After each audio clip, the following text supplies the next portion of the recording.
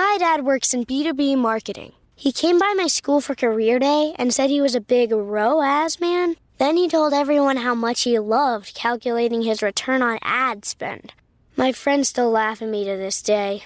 Not everyone gets B2B, but with LinkedIn, you'll be able to reach people who do. Get a $100 credit on your next ad campaign. Go to linkedin.com/results to claim your credit. That's linkedin.com/results. Terms and conditions apply. LinkedIn, the place to be, to be. Kroger Delivery has one mission: to deliver the freshest food right to your door. That's why our drivers are pros. Our trucks are refrigerated. And when it comes to low prices, we always deliver. With $20 off your first order of $75 or more, there's no better time to get in on the action. Mission accomplished. Restrictions apply. See site for details.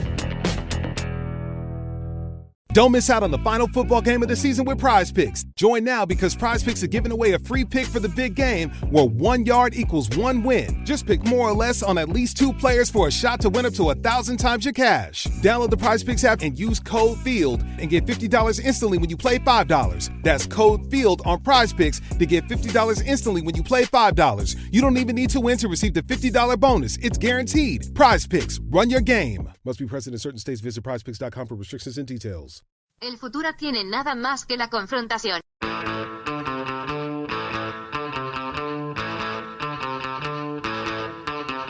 Hey, welcome to You Don't Even Like This Show. I'm your host, Adam Todd Brown. I used to host a podcast called Unpopular Opinion, and that podcast was this podcast. But then everyone else in the world decided they liked the name Unpopular Opinion a lot too, so we changed the name to You Don't Even Like This Show. Each week, me and a couple of guests selected from a pool of the absolute sharpest minds the LA entertainment scene has to offer use this here space to talk about whatever the hell we want. News, pop culture, politics, information, you name it, we talk about it. And sometimes my co-host Jeff May is here too. It's a blast. You're gonna love it.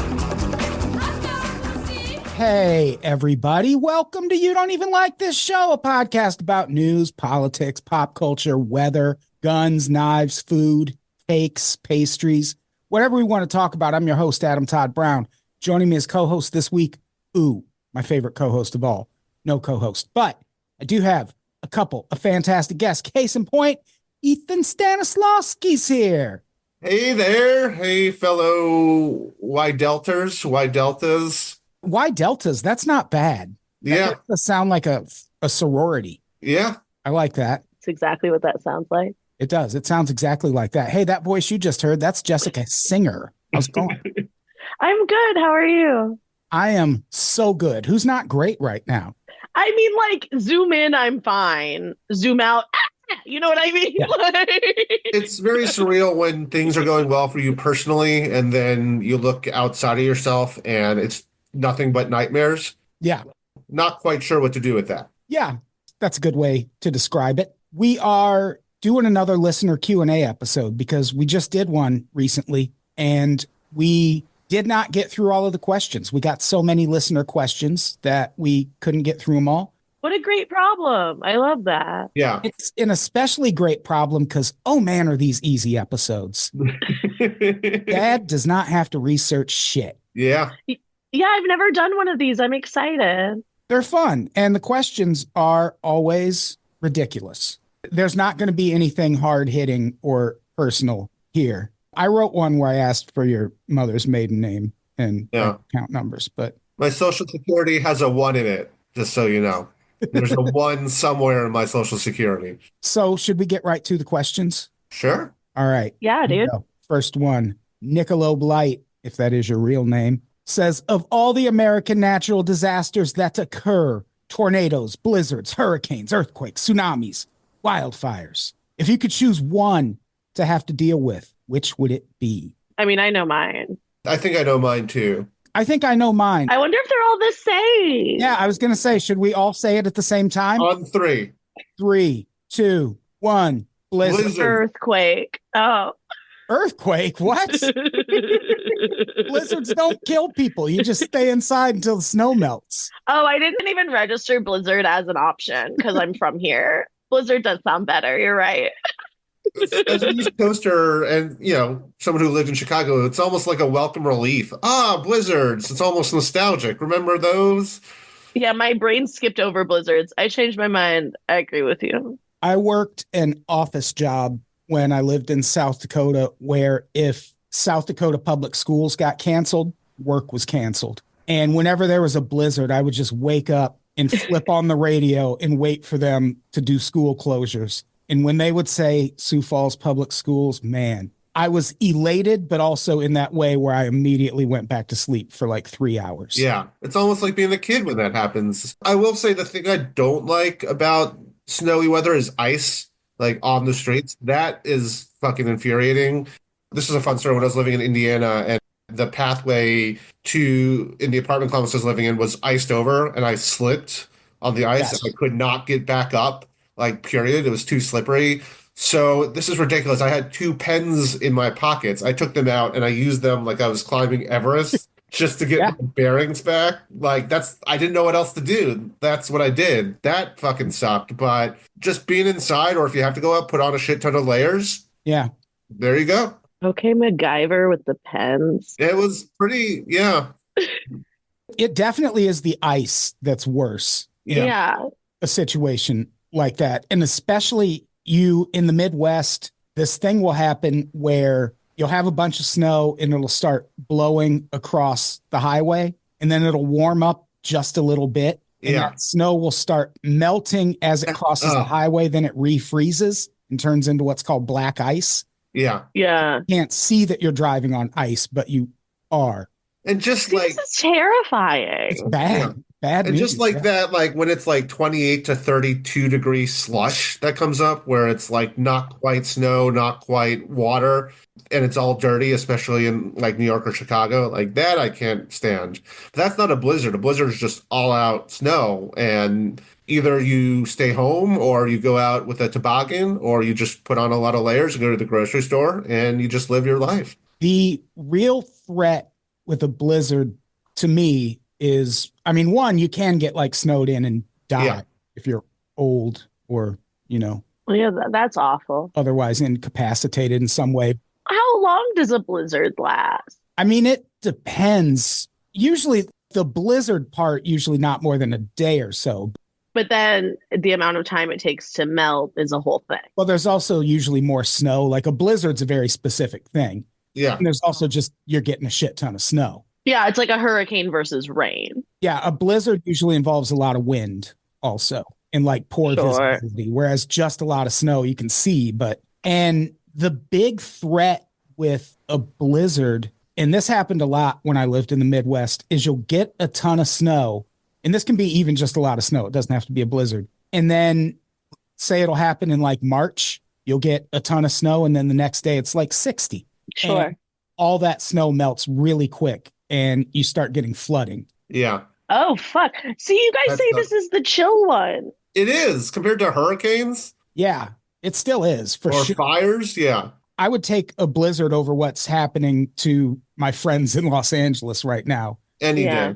Did you ever see one of the deaths in a movie that fucked me up more than any is, do you ever see the movie The Ice Storm? Like the night movie? There's a scene, spoiler, there's a scene at the end where this kid's just playing and it's like, it's all icy and like a power line falls down and it hits the ice that he's on and he has his hands on.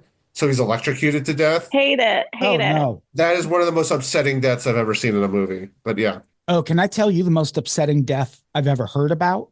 Okay, but then I'm going to say something fun. Okay, good. We're going to need it after this.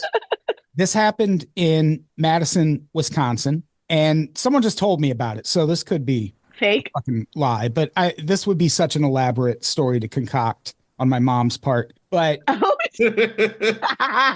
apparently there was a storm in Madison and there was a woman waiting for the bus and her friend and the woman's son were on the bus together. So this woman was meeting this friend who was bringing her son. Okay. The bus pulls up to the stop, and as it pulls up, there's a lightning strike, and the woman on the ground gets electrocuted. I believe the friend stepped out to like help her and also got electrocuted. And the son like reached for them and the driver pulled him back. Ah. So the son and the driver are okay, but both of the older women are dead. Yeah. Anyway, what were you going to say, Jessica? I was going to say, because I was thinking about snow days earlier, that a core memory I have when I was at the movies when I was little. I never actually saw the movie, but I remember the first trailer I ever saw that was like, I felt like was for kids. It was like a Nickelodeon trailer for the movie Snow Day. Yeah. I couldn't tell you, but I just remember seeing that trailer. So I think that was the Pete and Pete team who made that. It definitely had Pete and Pete energy, the movie. That sounds right. Yeah. But I was like, wow, a trailer at the movie theater for Nickelodeon? It was like before the Rugrats. Maybe it was to see the Rugrats movie. Maybe that that's what it timeline was. tracks, I think. Yeah. So, I'll bring it back to movies. How's everyone feeling about my Hangover 3 wall calendar working with back here? Sure. It was such a bad movie, but what? It's a 2014 calendar. You can reuse 2014 calendars in 2025. Oh, that's so funny. That makes sense. Facts. So way to recycle, Adam. Yeah. Because I had an Olivia Rodrigo wall calendar, and I assumed she would just make another one for 2K25, and she did not. So I went out in search of cool 2K25 calendars. There aren't any, and there also weren't any in 2014. So I just stopped looking and got this Hangover 3 one off eBay for $11. There you go. Should we do our next question? Yes. I would love to. All right. I would love to as well. Tito is my name-o says, can you build your ideal fast food combo meal? Think like a fantasy draft across all the various fast food places. Main dish, sandwich, burger, whatever. Side, beverage, and dessert treat. We know the components of a meal, sir. I like this. I like the description. Tito, I like this question. Who wants to go first? I'm going to out myself as a disgusting person with mine. I don't even have to change it. Remember the chicken and tater melt combo from Jack in the Box? No, I don't remember the chicken. No, it was great. It was pre-Snoop Dogg co-opting Jack in the Box late night meals. Even before the Trump inauguration shit happened with Snoop Dogg. Before all this, there was like a cheesy fried chicken tater tot sandwich they had that came with 2 tacos and a soda and curly fries. And that was my shit when I was drunk in my 20s in LA. That just was all I needed. You're just going to go all one place? Going all one place. That's wild. Yeah, it's some psycho shit I just pulled. Here's the thing. I'm going to do the same thing. I'm also going to go one place. And here's why. My ideal fast food combo is the 3 chicken, 2 fish combo meal at Long John Silver's. Absolute psychopath.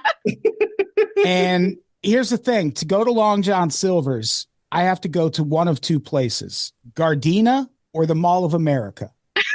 And I'm way more comfortable going to the Mall of America. Yeah. TBH. So Long John Silver's is just, I don't know. It's like taboo.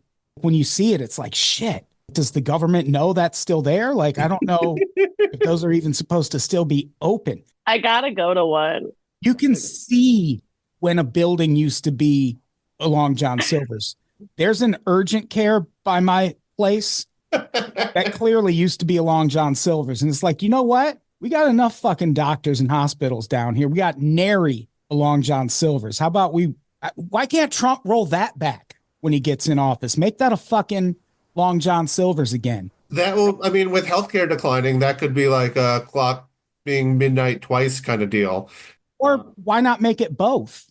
Like most Long John Silver's now, that to survive, you have to attach a KFC to it. Yeah. You have a Long John Silver's, then you have a cholesterol clinic attached to it. And then you're good to go. One-stop shop. So yeah, I just want more Long John Silver's with a shit ton of malt vinegar. Just, pour it on. Pour it on. Jessica, what's your choice? Okay, so I have gut instincts that don't really go together, but they are like my favorite individual thing. So we're listening. Well, because I keep wanting to put, I think, what is a real sleeper in the fast food community, which are the chicken egg rolls from Jack in the Box as my side. Wow. Both of The you egg are rolls Jack in the at Box. Jack in the Box are so good. Oh, I It's bet that's not true. Yeah. You guys, I let you get through yours. That's fair. All right, go on. Yeah, go on. You did call me a psychopath at the outset, but Yeah. Yes, and then but I did not pick on your food. I just said you yourself are a psychopath. oh, that's fair. That's a fair point. Thank you. I wasn't like Long John Silver's is gross. It's just a weird poll because there's two of them. Yeah.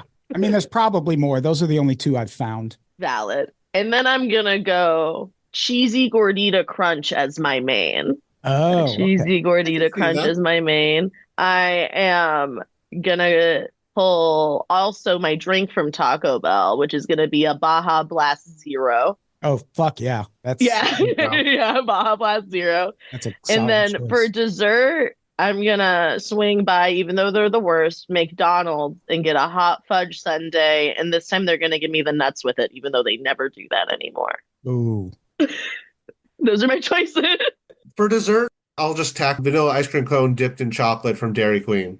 Sure. Are you gonna ask them to double dip it, or are you just gonna do one dip? I'm getting the vanilla chocolate combo for the ice cream. The larges are just like batons at that point. Yeah, yeah. That's what I'm doing. Party. I want to redo mine a little bit. I want LJS still, but inspired by Jessica being so detailed, I did remember the sides that come with that. Yeah, please tell me. Trash. It comes with coleslaw, which is So yeah, get your side somewhere else. This is your dream combo meal. coleslaw is the devil's food. So I'm going to replace that with the people aren't going to like this. The potato wedges from Buffalo Wild Wings with the ranch. No, wait. Rewind. The bacon cheese fries from Outback Steakhouse with their ranch, which here's the thing, Buffalo Wild Wings, Outback Steakhouse, two of the best ranches in the game. And I'm not a ranch person at all. Outback is not fast food. That's what I was about to say. The only disqualification is Outback, and even Buffalo Wild Wings I wouldn't call fast food. I was gonna say, if we're gonna say that, I'm changing my side too. All right, fine. I'm going to change my side to a bag of bacon from Dunkin' Donuts. There you go. I don't know if people know that. They'll sell you a That's the fucking thing. bag of bacon. And I got to replace those hush puppies too, because those are trash. I guess that'll be my dessert. I'm going to go. Here's the thing. I know we're all nostalgic for when McDonald's apple pies were deep fried and really, really bad for you. Yeah. Popeyes still does them that way. Ooh. So the Popeyes apple pie, wow. That's a really hot good. tip right there. I did not know that. And for my beverage, I want a Steel Reserve. That's the beer that homeless people drink.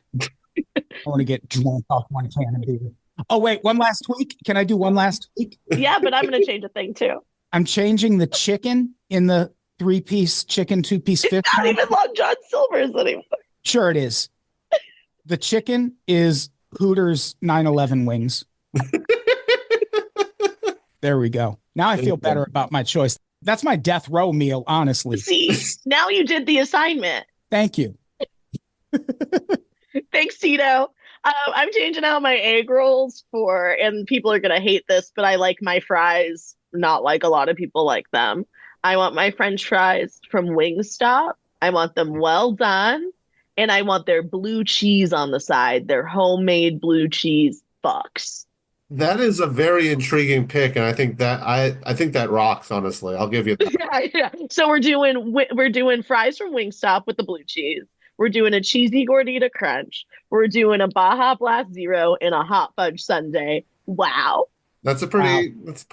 You're eating good. Yeah. I won. Yeah, you're eating good in the neighborhood, as Yeah. Applebee's says. The classic fast food chain Applebee's. Yeah. Did you want to change any of yours, Ethan? No, I'm good. I'm standing my ground on this one.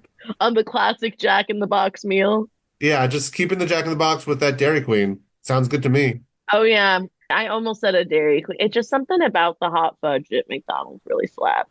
I get it. I wish it didn't. Yeah, I fucking love Dairy Queen. There's one in the Burbank Mall, but I don't know if it's still there. I haven't been. It's still there right next to the movies. Oh, That's awesome. I get it like once a year. I get something from there. So good. It is really good. It is expensive. Yeah, you get what you pay for. Yeah. All right. Tulip City Dispatch. Do you have any cool or obscure collections that us listeners might not know about? Either of you? I have a bunch of my dad's old records. I have like some really good old pressed records from like Zeppelin and Floyd and Rod Stewart and The Who and stuff like that. That's cool. Yeah, it's pretty neat. I really should. I'm gonna hang some on my walls, I think, really soon because they're just like tucked away like books, like in a bookcase. Oh, yeah. But I have an album hanging right here. Yeah, I think I'm just gonna. I have a bunch of like little things to hang paintings, and I think if I just put them under. This is going to sound very weird, especially given recent news. It's not so much a collection of things, but of experiences.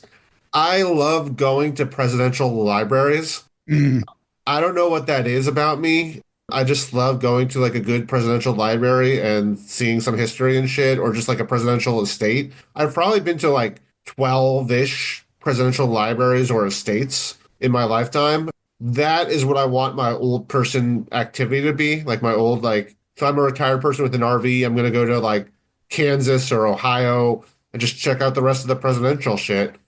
It's just something I enjoy doing, even the presidents who fucking suck, which is most of them. Yeah. I just like going there and seeing what's up. Just, okay, slice of time, propaganda, cool. Know what the situation is. Yeah. Not a fan, but I am excited for the Trump presidential library because you know it's going to have a banging food court, like just several fast food options. Do they have food courts or are you making that up? I'm making that up. Okay. I've never been to a presidential library. I don't know. It's like when they like the basement in the Alamo. I'm like, sure. I'm actually with Ethan on this. I've only ever been to the Reagan library, but I go for, they have exhibits. Yeah. Yeah. Like the Dead Sea Scrolls are there right now. I would kind of like to go see that. Yeah. I will. I've been to, like I said, 12. Honestly, my favorite that I've been to, even though it fucking sucks, is the Nixon Library in Yorba Linda. Really? That one is cool as shit. And there was like weird fights over with the family over that one, but it's very much like they basically have a room and they're like, judge it how you want, which is fine, where they just play the Watergate tapes and that's like it. That's the room. And you're like, you get to listen to them unfiltered and just make your own whatever. And that I think is pretty cool. They also have the helicopter from the Tricky Dick, like 2-finger thing on the lawn as you walk in. And I'm like, that's dope as shit. It's pretty fun. Go to Orange County. Yeah, that's neat. Yeah. That is neat. Yeah, I might go check that out. Because the Reagan library, I mean, the Reagan half, me and the wife just sprinted through that because, you know, fuck Reagan. And the only room I lingered in, I say this all the time, they have a room where they just play him getting shot on loop. And it's a very short clip. It's really just him walking out, bang. So you hang out for like 20 minutes. You can see that about, I don't know, 60 times or something. And it's just nice place to reflect. They show at the Nixon Library the Kennedy debate in 60, which everyone talks about, like, Nixon was a fucking mess. He was sweaty and weird. And you watch it now, you're like, this is just two politicians doing their shit. But at the time, they never had a televised debate before. So everyone's like, this motherfucker, this weird looking, what's his deal guy. And I'm like, he just seems like a Republican bland blah in 1960 at least. For me, I don't think any of the things I have collections of would surprise anyone. Everyone knows I have all of Mariah Carey's albums on vinyl. I have a healthy collection of Olivia Rodrigo stuff on vinyl solely because I know that shit will resell someday. So that's not so much a collection. It's just stuff I'm hoarding so I can resell it, like limited edition type stuff. I also collect Candace Parker basketball cards. Oh, cool. I have a shit ton. I have a lot. Get them graded. You know, Candace Parker. She's a legend. She's dope. But yeah, I don't think any of that would surprise anyone. But other than that, I don't really collect. I'm not much of a collector beyond that. This episode is brought to you by Shopify. Upgrade your business with Shopify, home of the #1 checkout on the planet. Shop Pay boosts conversions up to 50%. meaning fewer carts going abandoned and more sales going cha-ching. So if you're into growing your business, get a commerce platform that's ready to sell wherever your customers are. Visit Shopify.com to upgrade your selling today. So yeah, next quest. Drunken Donut says, what 5 musicians are you bringing to the Galactic Battle of the Bands to represent Earth? Alive or dead? That's an important. They didn't say, so I'm going alive or dead. Oh, okay. Fuck. Sorry. I think I have an answer for this. I'm developing one. I'm only bringing 3, and I feel like this will be enough. Okay. I'm bringing, and here's the thing: they're all there's a thread that runs through them all. So okay. I'll go in this order. I don't know why order matters. Excuse me. Guitar and vocals, Prince. Bass, John Paul Jones from Led Zeppelin. Drums, Dave Grohl. Because Prince and Dave Grohl have covered each other's songs. Dave Grohl's been in a band with John Paul Jones from Led Zeppelin. So the chemistry would be off the fucking charts. Prince is the best at guitar. He's an amazing vocalist. He's got the fucking dance moves. Dave Grohl is, I feel like his band's music has been on a steady decline since 1999, but he's absolutely one of my favorite drummers in all the land. And I don't have a favorite bass player, so John Paul Jones from Led Zeppelin, sure. Is he still alive? I don't know. I think he is. I think he is. I didn't realize we were building a band. That's so much harder. Yeah, that's so much harder to think of chemistry. Oh. I think maybe that's why my band would win. Yeah, maybe. I thought we were just here are 5 different bands to represent. Okay. No, I think the musicians is a key. I'm going to go with a weird mix, and I think at least one of the people in my band fucking sucks as a human, but I'm going to go with it. I think Iggy Pop is my front man. I think I got that. That's a good one. That's just there. I'm going to have lead and rhythm guitars of Hendrix and Clapton because they were in the 60s, are you a Hendrix or a Clapton fucker? And I'm let's have them literally have a less than friendly, but within the same band rivalry and try to outdo each other. They were already insanely good at what they did anyway. Let's have them fight it out to even be in a band and fight it out. Then I'm going Lemmy for bass, either Lemmy or Geddy Lee. I'm debating between the two, but one of the two. And then Janet Weiss from Slater-Kinney on drums. That's what I want. Nice. Jessica. Okay. Chapel Roan is my lead singer. Nice. Ray Manzarek, the keyboardist from The Doors, is on keyboards. It's a good spot for him. He was really the whole band. Yeah. That's fine. We can fight later. They made a couple albums without Jim Morrison. You don't know those albums because there's no Jim Morrison. Pete Townsend's going to be on guitar from The Who. Yeah. From who? Meg White is going to be on the drums just to make everybody upset. She's also a very good drummer. Yeah. Well, the thing is, she's a good drummer for what they were trying to do. That's all they were trying to do. Yeah, yes. Exactly. It's just to make everybody upset. And by the way, I would add, since I still have roster spots, I'd add Jack White to my band. You know what? Fuck it. Jack Black and Jack White. Yeah, there you go. Yeah. Okay. So I got keyboardist, I got drummer, I got guitar, I got singer. I want Ludacris featuring. There you go. I do. That's what I want. No, I'm saying go for 5. it. Was that 5? Is that 5? I forgot that we were counting. I think the Ludacris, my response was not judging. It was hell yeah. That was sort of where my attitude was. Well, I love punchline rap. And I love the Fast and the Furious. And I love Ludacris. The White Stripes were so misunderstood. Yeah. Jack White was just trying to recreate basically a Delta blues musician, where it's just a guy with a guitar and the drums are him stomping his foot. Mm-hmm. That's all he was trying to do. And Meg White was fucking great at it. Yeah. Leave her alone. Yeah. Their chemistry is, I don't know if there's a better chemistry between guitarist and drummer in any band, maybe. Yeah. God damn it. I love Meg White. I want to go see my band that I made. I do too. I want to see all 3 of these bands. I want to see all of our bands. I had tickets to see the White Stripes 2 weeks before they broke up. Oh, Oh, that's Or hard. 2 weeks after they broke up. Sorry. One of my all-time concerts was seeing them at Madison Square Garden, where on the Icky Thump tour, and then the opening band was Grinder Man, Nick Cave's new project, like at the time, and no one knew he was going to be there. No one knew he had a new band, and half the jock rock crowd was like, "Who's this fucker?" And all the music nerds were like, "Nick Cave has a new band, and he's playing guitar for the first time ever in his career. What the fuck is happening?" So that was me. It was pretty great. That's awesome. Yeah, I like Nick Cave a lot. All right. This, I think, will be a quick one. Picklebutt Zorander says, move the Super Bowl to Saturday. Yay or nay? Nay. Easy. Move on. Yeah. I literally have no opinion. And the Super Bowl gives people a valid reason to call into work on the Monday after. So, yeah. Sure. No. If it's Saturday, then. Like Saturday is college day. I don't even care if college season's over by then. Saturday is college day, period. Yeah. All right. Dancery. I wonder if that's a Mary J. Blige reference. What's one piece of advice that was genuinely good that came from someone you hated?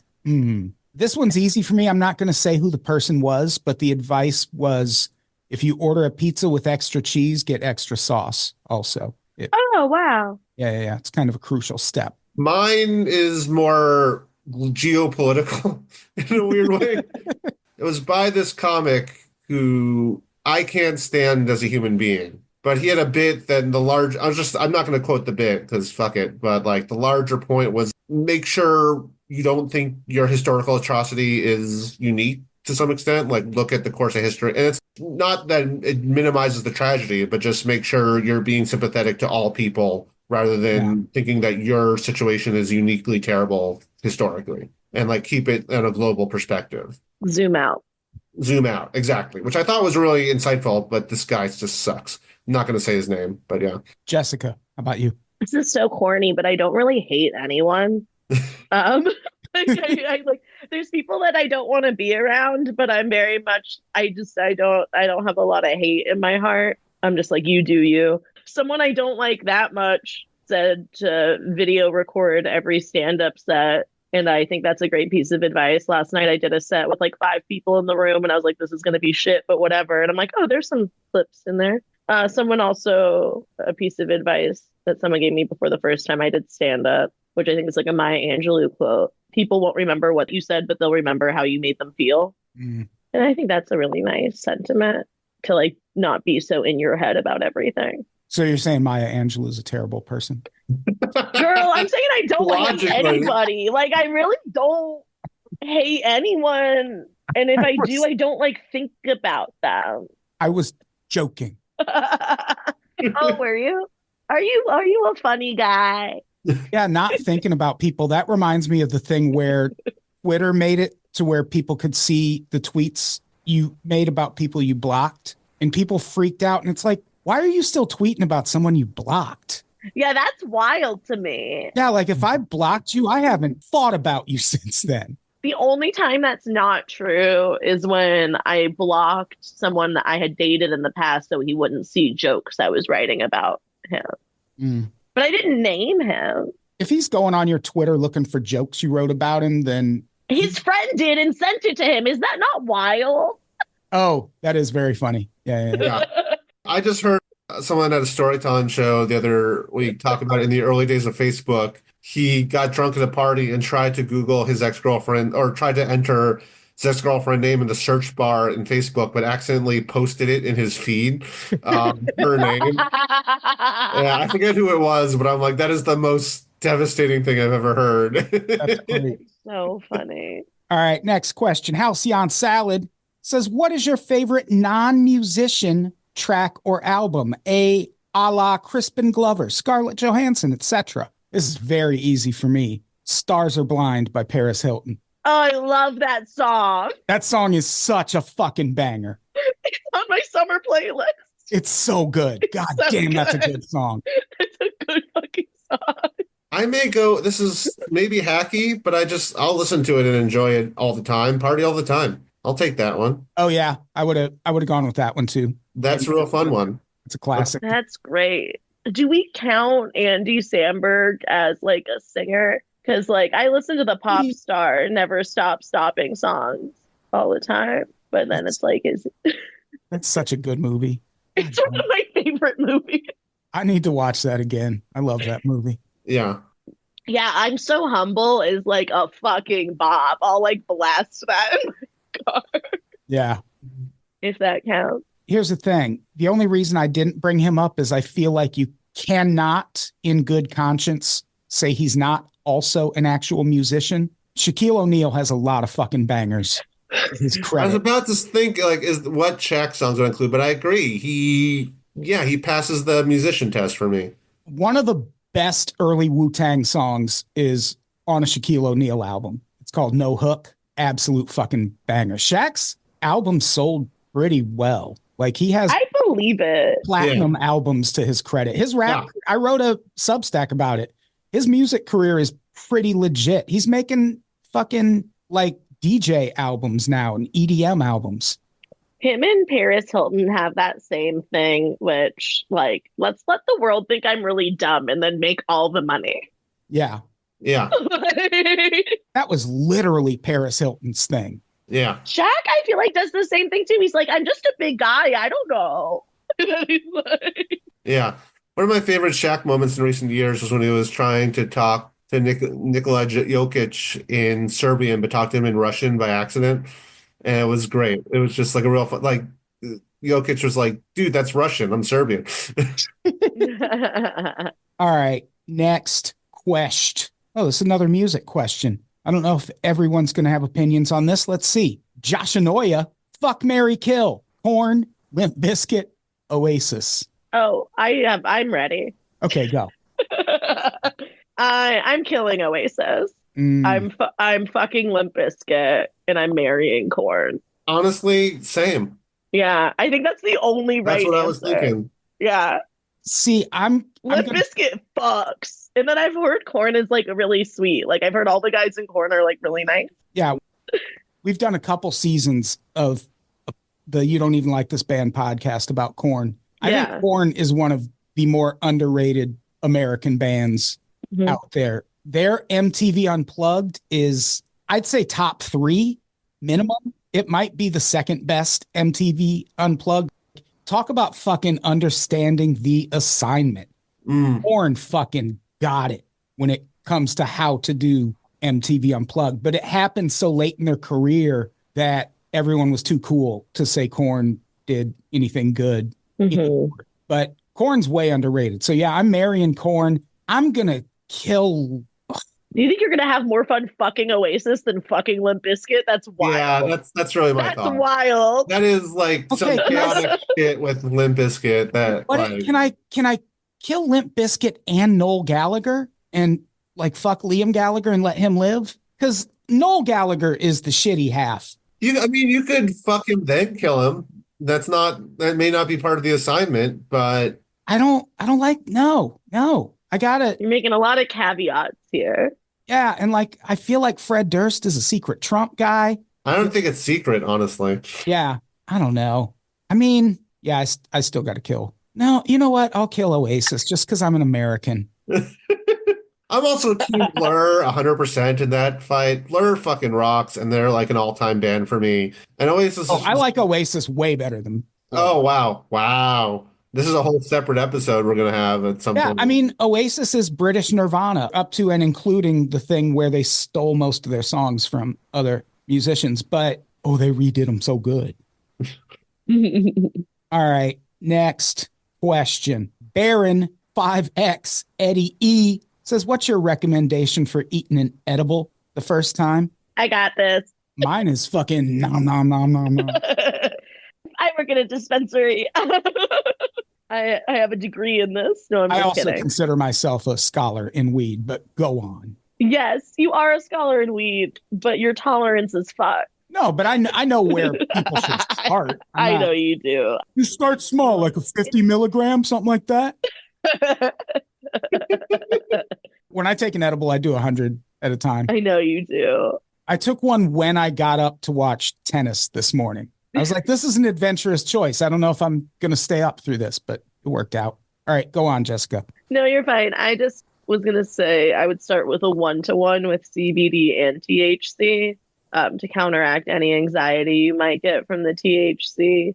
a gummy or a chocolate or whatever. It doesn't matter how you consume, but I would start with 5 milligrams and 5 milligrams, 5 THC, 5 CBD. If you could get one that throws CBG in there too, CBG has been super nice. It acts as like a muscle relaxant. It's good for your brain and your stomach. But yeah, make sure you eat food with your edible. It's the only way it will work. Edibles are fat soluble, like an Advil. So if you don't eat anything with it, it will all just get caught on your stomach lining, wasted, and give you a tummy ache. No, you don't want a tummy ache. No tummy ache. 5 milligrams is the way to go. I think that combination works. I would also add, for the love of God, if you think it's not hitting, let it not hit. Let it not hit for the first time. Yeah, just if it doesn't do anything, for worst case, it doesn't do anything for you, and you just had a delicious gummy or something. Yeah, wait 90 minutes. No, just don't worry about how long. Just don't do anything. Take it and leave it. Yeah, if anything, if you start with 5 and it doesn't hit at all, give it another day and maybe try 10. But I would say keep doing 5, maybe try a different brand, but do 5 for a month if you're going to do it, or like the first few times you do it. I would say try 10 the next time, or 7.5. You could have like 1.5. 10 fucks me up at this point. The worst night of my life happened on a 40.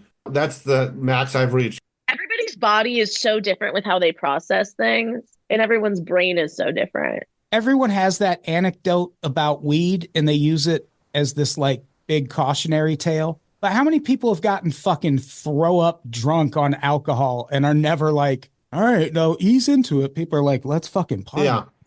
Yeah. Yep. You can overdo it like anything else. I undisputedly say weed is a better drug than alcohol, which is funny. If you had said that to me 12 years ago, I would have punched you, probably drunk. But now I'm like, yeah, just take it. I don't even smoke anymore. I don't just take like 5 to 10 in a night every, once or twice a week. That's my drug life at this point. Yeah, I would say if the 5 doesn't hit you in 2 hours, you can take another 5. I'll say that. I'll say it. Yeah. 2 hours, you're fine. As long as you've eaten food, that food has worked its way through your system, then so has the THC. Yeah. I'm not going to dispute a PhD in weed, so I'll let you know with that. But yeah, and then because you had a good time on 5, don't like hop to 25, obviously. Slowly. Yeah. And there used to be an old chocolate bar back in the medical days, Korova, and they used to have a saying on it, which was, you can always eat more, but you can never eat less. I think that's very important. That's very smart. Yeah. Yeah, just, start small. Work your way up to 100. That's what. I've never done 100. The most I've done is 75, and it was too much. The most I've ever done was 250. Jesus. Back in the pre-regulation days, you could buy 500 milligram brownie. You could buy 1,000. Oh, yeah.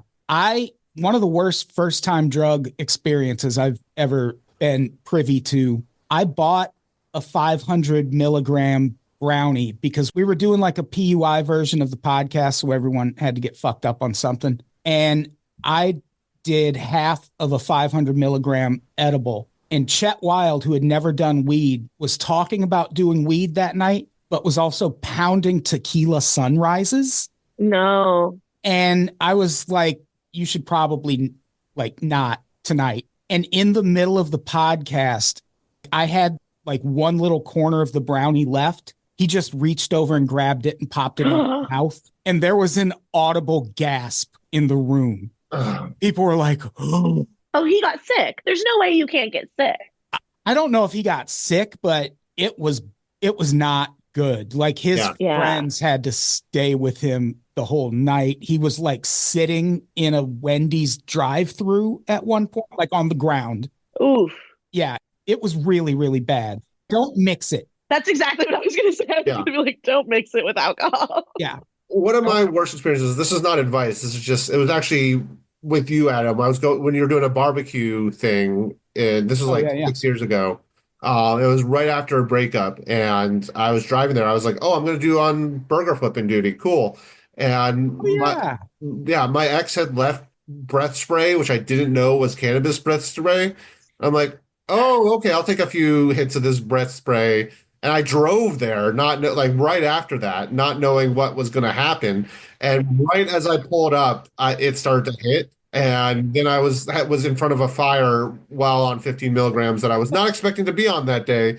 So that was not great. It wasn't the worst, but that was a not fun time. I didn't know you were that high. I do appreciate you doing the burgers that day. Yeah, You held it together. I bet they were delicious. they were good. They were. That was a lot of fun. Of course you remember them being good. You were high as hell. That was at Chet Wild's house. Yeah. Speaking of Chet Wild. I also had this moment where, because I was living in Hollywood at the time, and I drove by the site of when this was happening, where the Black Dahlia was murdered, and his house is right near where they found the body. So I had this whole thing where, like, I've just done this route. What am I? And that was like a high thought I had at the time. I will say I'll eat like 100 milligrams in a day, but it'll be like throughout the day. Like the other day, I got tattooed and saw the substance. So like throughout that day, I of course consumed like 100. Have you seen the substance yet, Adam? I have. It was really good. I've not. Good. See it. Yeah, I liked it. I saw it 4 times now. That's aggressive. Each time is with a person who's never seen it before. I didn't go to like any by myself. I have friends that are like, I'm going again. And I'm like, well, it's free for me. Let's do it. Nice. Yeah. For me, I am, because I'm on brand, I'm going to see a real pain for the second time, because that is my brand. Oh, yeah, it's good. It's very good. It's good. I don't know anything about it. I'll have to look into it. It's the most Jewish movie I've ever seen in my entire life. Oh. I've seen more Jewish, but it is incredibly Jewish. But yeah. It's so Jewish. Yeah. I'm a huge anti-Semite, so. Well, there you go. I don't know if either of you knew that, but. That's why you had us on here, right? Yeah. Just to know where we are at this time, so you can get us.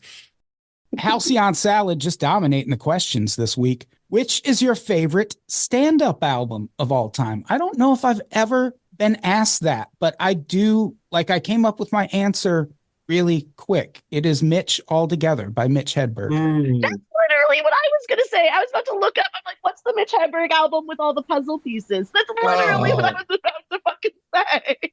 That has so many jokes that I have fucking memorized. Yeah. It's the best album. I 100% agree with you. That's my favorite album of all time. There has never, ever been a comedian like him. Yeah. No.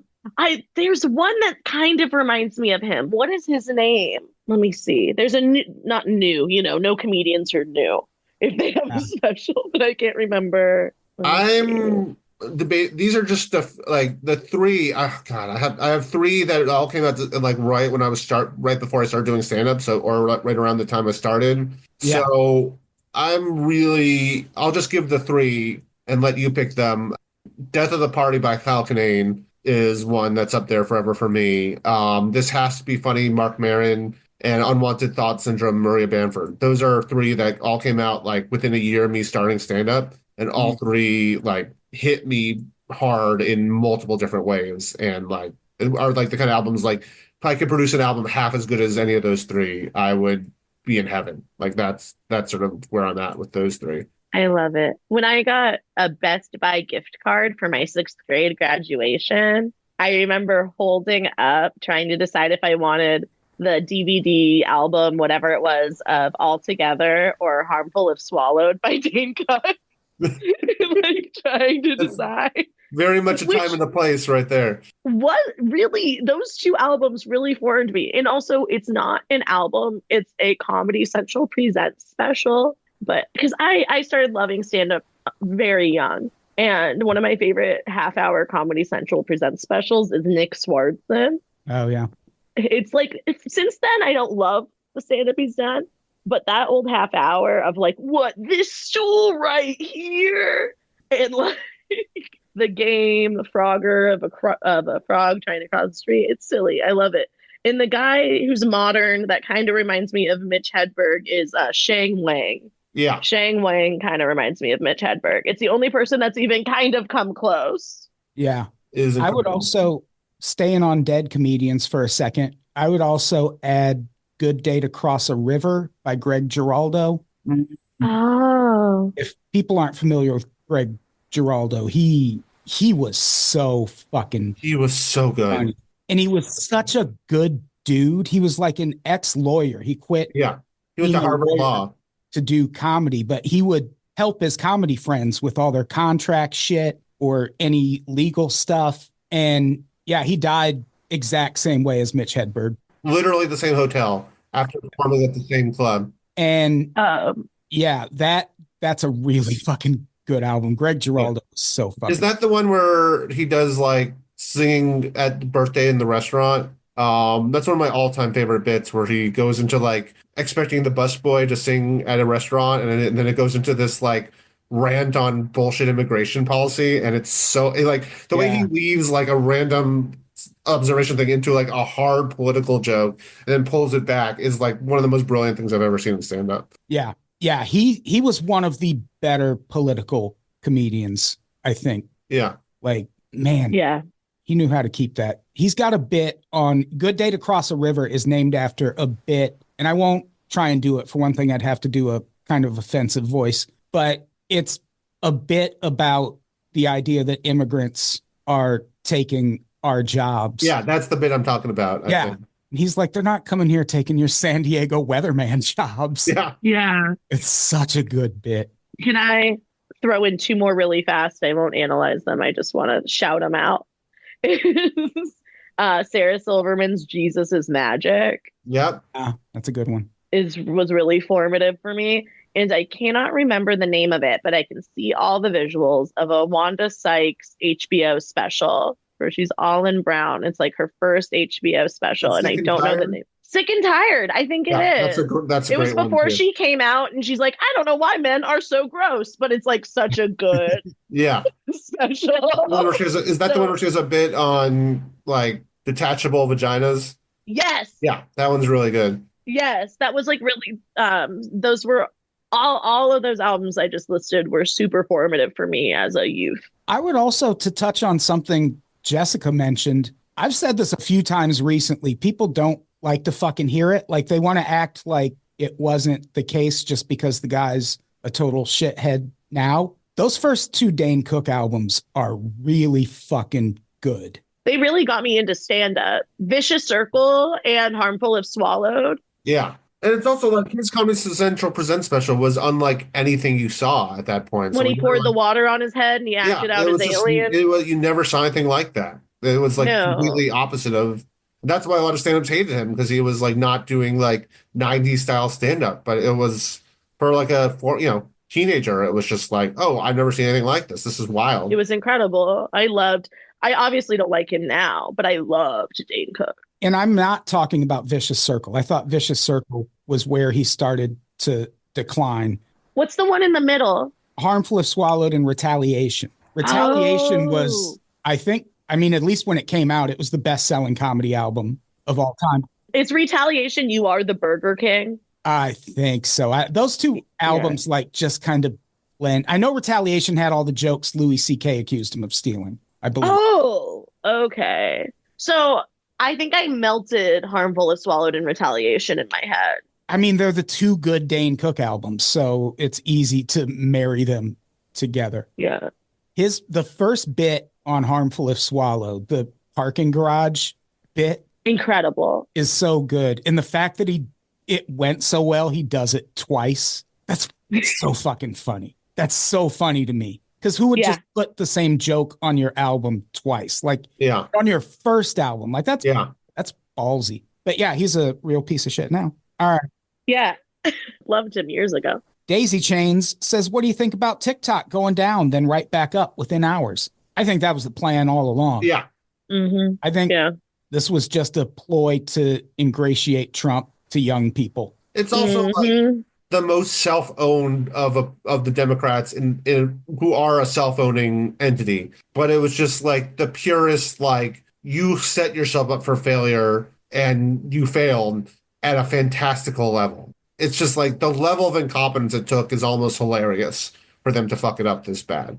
What's interesting about it to me is it seems kind of inconsequential. It's like, so what? We still have another social media network out there. But it's also a pretty extreme abuse of power. Like, he's just taking something. This was a bipartisan measure that went to the Supreme Court, and the Supreme Court upheld it. And Trump's just like, nope, keep it open. Like that, it doesn't seem important, but a lot of people are signing off on Trump literally just ignoring the law and doing what he wants to do instead. And everything about it makes me uneasy. I used to work for the company that became TikTok, Uh-huh. so I've seen hard how the sausage is made, and yeah, so it's weird because I don't have many.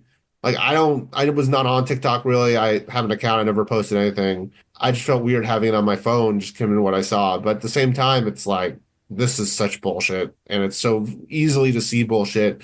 You're not fooling anyone. And it makes me more mad at the Democrats than the rule of law or Republican bullshit even. Yeah.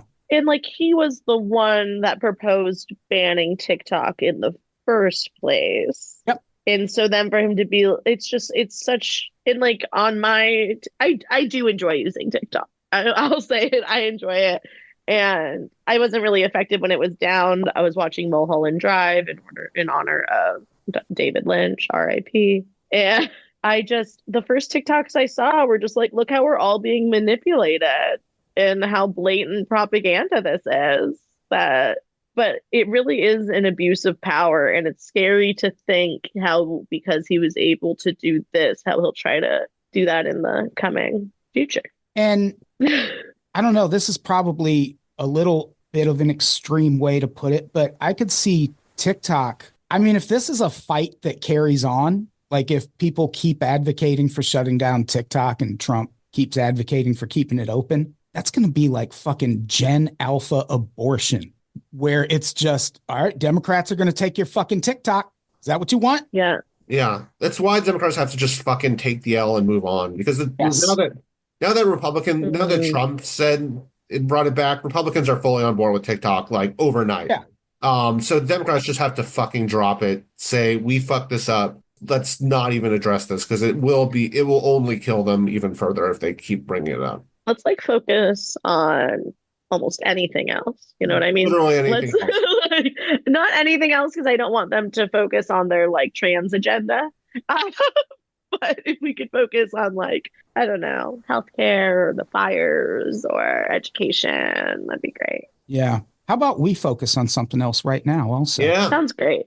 You Agent asks, what is an item at the grocery store where you refuse to buy the off-brand? Ranch.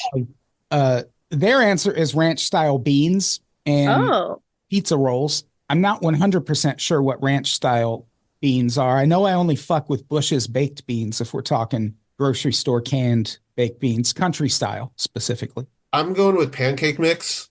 Like, don't give me the Target pancake mix. Don't give me the Sprouts brand pancake mix. I don't trust that shit. Give me, I think Pearl Milling Company is what they changed what was Aunt Jemima to.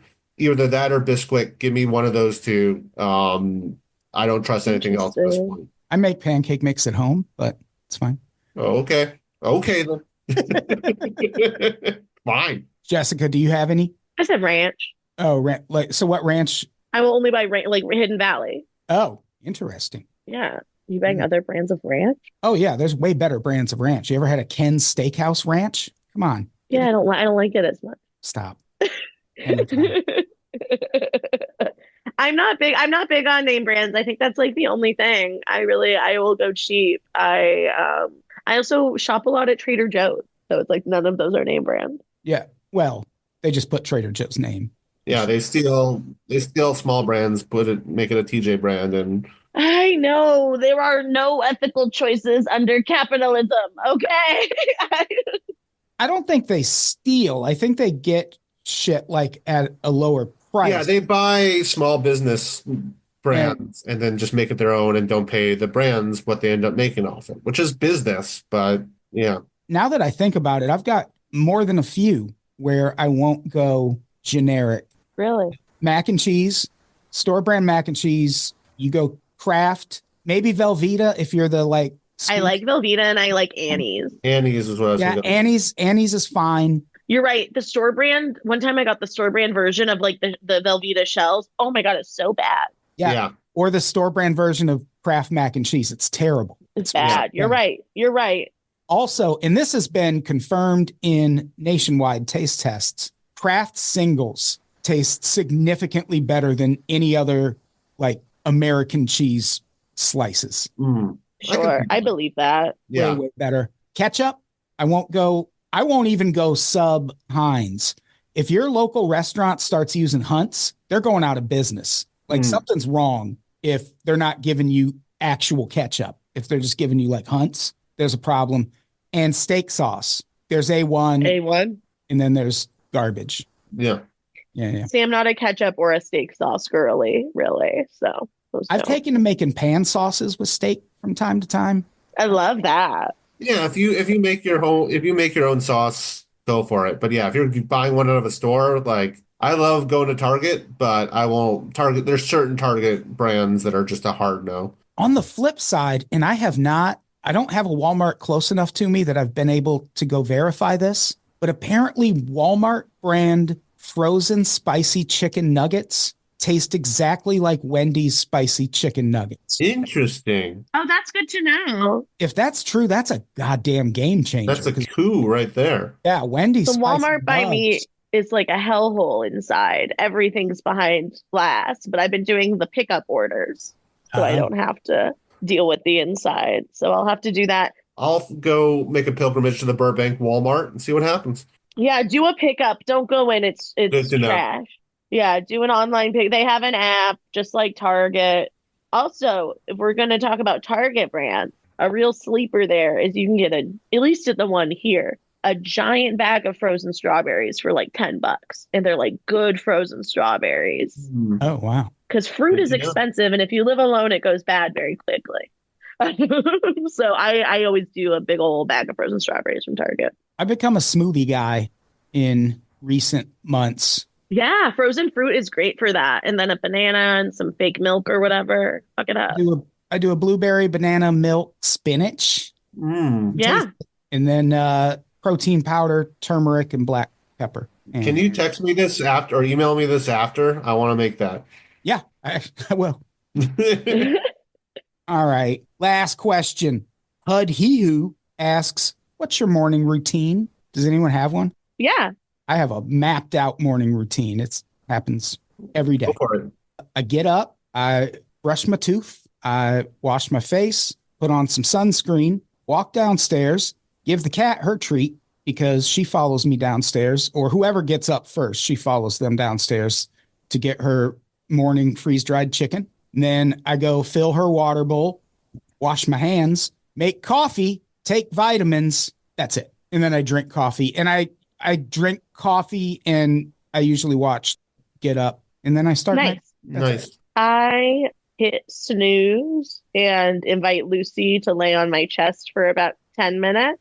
And then I take a shower in which I brush my teeth. And then I do all my skincare, which is like a toner, a water barrier serum, eye cream, moisturizer, sunscreen. And then if I feel like putting on makeup, I put on makeup. I take my vitamins and I eat something. What kind of vitamins you fucking with? I am fucking with a gummy multivitamin for women. Sure. A mushroom complex pill. Yeah. Like not a non-psychoactive, just like lion's mane and that kind of shit. Yeah. This pill that, because I tested as pre-diabetic, helps with my cholesterol and blood sugar. It's like a natural, helps get things moving. My birth control. And I think that's all that's in there. Because I have like a weekly thing where I just put all the things. Yeah. Oh, yeah. In the weekly thing. Yeah, I do vitamin D, vitamin C, Wellbutrin. And I take Claritin pretty much every day in the winter. Yeah. Yeah, I was doing a vitamin D supplement, and then it was so strong it was giving me a tummy ache.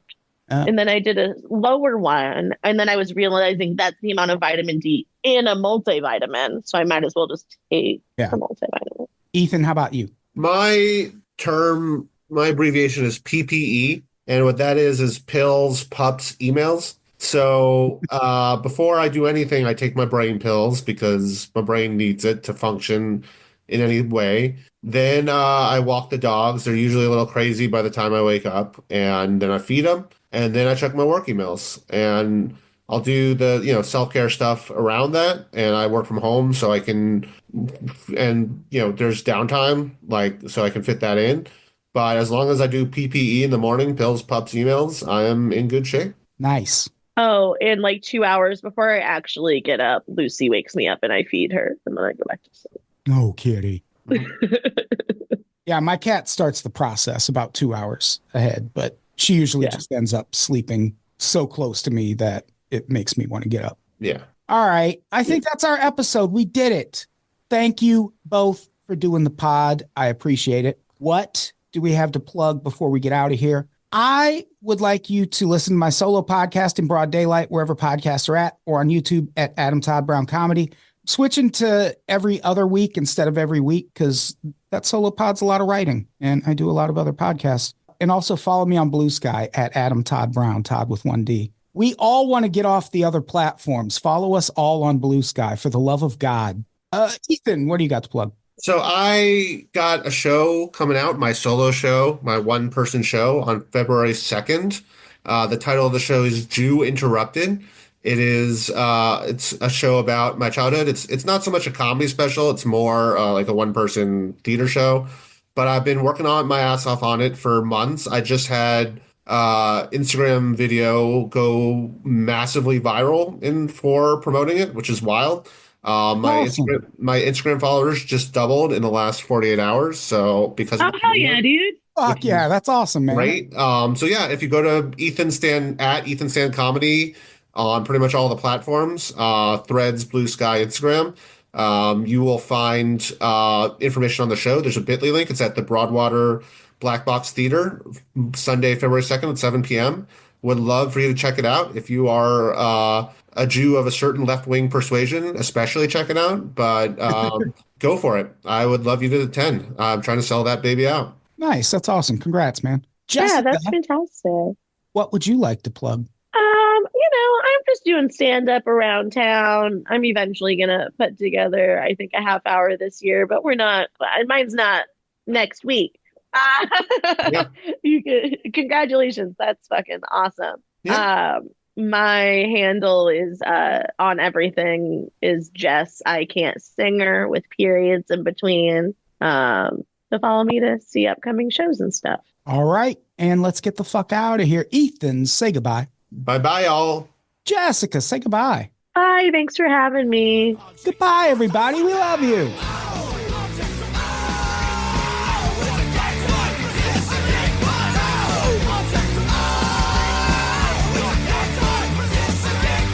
a blood object to Bristol Street.